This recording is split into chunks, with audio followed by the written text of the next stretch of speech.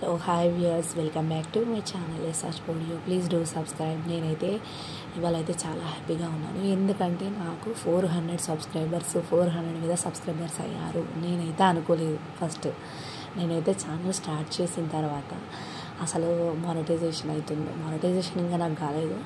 అసలు యూట్యూబ్ అనేది channel success అవుతుందో కాదో, సబ్స్క్రైబర్స్ వస్తారో కాదో అనుకున్నా. ఫస్ట్ మంత్ నేనైతే 2 months అవుతుంది. ఫస్ట్ మంత్ మామూలుగా స్లోగా గ్రోత్ అనేది వచ్చింది. సెకండ్ మంత్ వచ్చేసి నేనైతే డివోషనల్ కోర్స్, మోటివేషనల్ కోర్స్ పెట్టడం వల్ల నాకైతే వ్యూస్ బాగా వచ్చినాయి. నెక్స్ట్ సబ్స్క్రైబర్స్ కూడా వచ్చారు. ఇప్పటికైతే నాకు 400 సబ్స్క్రైబర్స్ అయితే అయ్యారు. నన్ను సబ్స్క్రైబ్ చేసిన ప్రతి ఒక్కరికి నా యొక్క ధన్యవాదాలండి.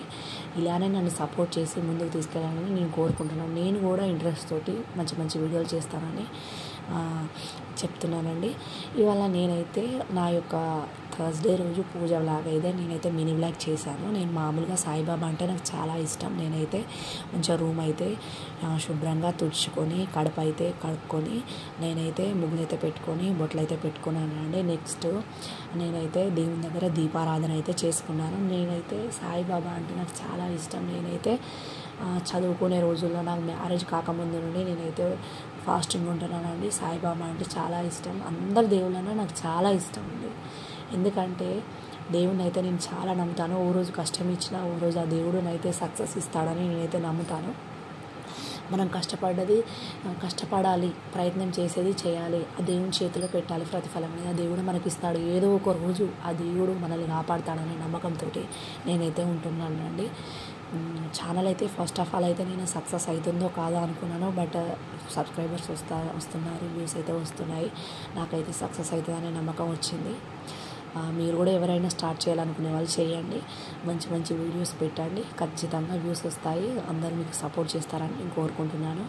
నేనైతే నా పూజనైతే ఇట్లా తులసమ్మ మంచిగా దేవుని పూజ ఇంట్లో అయిపోయిన తర్వాత బయటకు వచ్చి మా తులసి గద్దనైతే ఇదండి.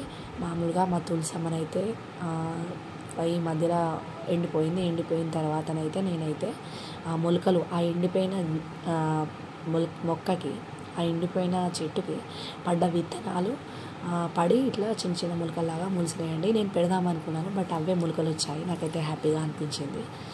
తులసమ్మ, ఎండిపోయిన తులసమ్మని అయితే ఇంటి ముందు ఉంచుకోవద్దు.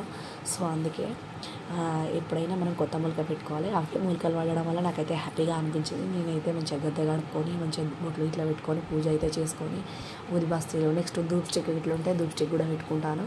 మంచిగా దీపారాధన చేసుకొని నేనైతే దండం పెట్టుకుంటాను. ఈ పూజ చేసిన రోజు అయితే నాకు ఇంట్లో అయితే పాజిటివ్ వైబ్రేషన్స్ మంచిగా అనిపిస్తాయి. మనం టెంపుల్కి వెళ్ళినా, నెక్స్ట్ ఇంట్లో పూజ చేసుకున్నా కానీ మనసు చాలా ప్రశాంతంగా, నెక్స్ట్ వచ్చేసి మనకు ఇంట్లో పాజిటివ్ వైబ్రేషన్స్ అని వస్తాయి. అందుకే మనం ఇంట్లో దీపారాధన చేసుకున్న రోజు చాలా మనశ్శాంతిగా అనిపిస్తుంది ఎవరికైనా.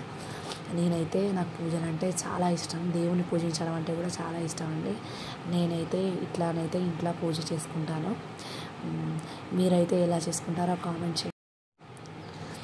నేనైతే ఇట్లా మంచిగా ప్రతి థర్స్డేనైతే నేను పూజ చేసుకుంటాను. ఏ ఫెస్టివల్ అయినా కానీ నేనైతే ఇంట్రెస్ట్గా చేసుకుంటానండి. ఎప్పుడో మార్నింగ్ లేస్తాను. ఏ ఫెస్టివల్ అయినా కానీ మార్నింగ్ లేసి మంచిగా ఇంట్లో దీపారాధన చేసుకుంటే ఆ పాజిటివ్ వైబ్రేషన్సే వేరండి. చాలా హ్యాపీగా అనిపిస్తుంది. నాకైతే ధర్మ సందేహాలు వినడమైనా ఏదైనా కానీ నాకు చాలా ఇంట్రెస్టింగ్గా అనిపిస్తుంది. అలాగే మా పిల్లలు కూడా మమ్మల్ని చూసి దేవుని పూజించడమైనా, దేవునికి దండం పెట్టడమైనా వాళ్ళు కూడా చాలా ఇంట్రెస్ట్ చూపిస్తారండి. ఇలానే నన్ను ఈ వీడియోస్ చూసి సపోర్ట్ చేసి ముందుకు తీసుకెళ్తారని నేను కోరుకుంటున్నాను. Thanks for watching. Do subscribe friends.